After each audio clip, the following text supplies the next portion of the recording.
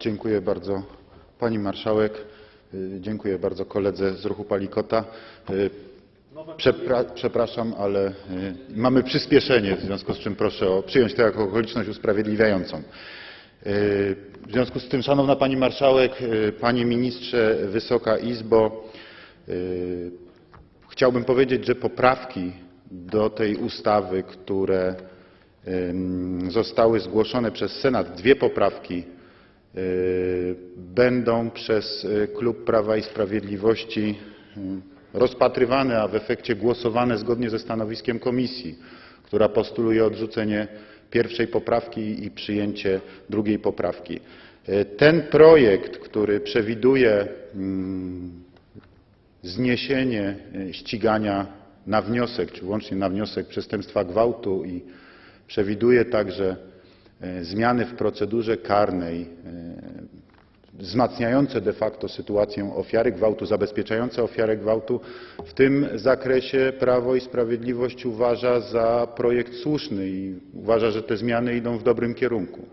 Natomiast chciałbym z całą mocą podkreślić rzecz, która w tej debacie, która wcześniej tutaj w Sejmie toczyła się nad tym wnioskiem, była dla nas niezwykle istotna. Otóż myśmy zgłaszali do tego projektu poprawkę, która w sposób jednoznaczny i zdecydowany zmierzała do podwyższenia kar za gwałt. I ta poprawka niestety, chciałbym to z całą mocą podkreślić, niestety, bo nie rozumiem tej sytuacji i myślę, że bardzo wielu ludzi w Polsce, w szczególności kobiet, tej sytuacji nie rozumie, nie została przyjęta. Myśmy proponowali, żeby ściganie gwałtu w tym typie tego przestępstwa podstawowym było zagrożone karą od 3 lat pozbawienia wolności, a więc żeby gwałt stał się zbrodnią, co skutkowałoby istotną zmianą sytuacji w stosunku do tego, co mamy dzisiaj, gdzie jak wtedy podawano tutaj z trybuny sejmowej, jak wtedy mówiliśmy i bardzo mocno podkreślaliśmy, 40% sprawców gwałtów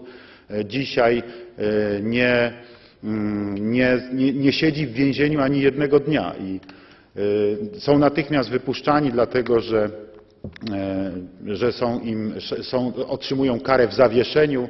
Efekt tego społeczny jest taki, że zarówno same ofiary gwałtów, jak i przede wszystkim także ich bliscy mają poczucie, że sprawca jest całkowicie bezkarny. Mają takie poczucie, że kary nie było. Co gorsze, myślę, że wielu sprawców również ma takie poczucie, bo to, że gdzieś tam wydano na nich wyrok, to, że gdzieś tam znajdzie się zapis w Krajowym Rejestrze Karnym, w sytuacji, kiedy oni nie idą do więzienia, jest w zasadzie sprawą im obojętną. Powiedzmy sobie to szczerze. W związku z czym zmiana tej sytuacji jest kwestią w tej chwili podstawową i do dzisiaj ciężko mi jest zrozumieć, dlaczego Wysoka Izba to odrzuciła. Wtedy na sali w trakcie tej debaty była obecna moja córka ze swoją koleżanką, które też 2 nastoletnie dziewczyny nie mogły zrozumieć, jak to się dzieje, że tutaj w Sejmie zapadają takie, a nie inne rozstrzygnięcia i Wysoka Izba mimo takiej argumentacji, jaka tutaj została przedstawiona, na takie poprawki się nie zgadza. Jeszcze w dodatku wychodzą przedstawiciele klubu parlamentarnego Platformy Obywatelskiej, wychodzi przedstawiciel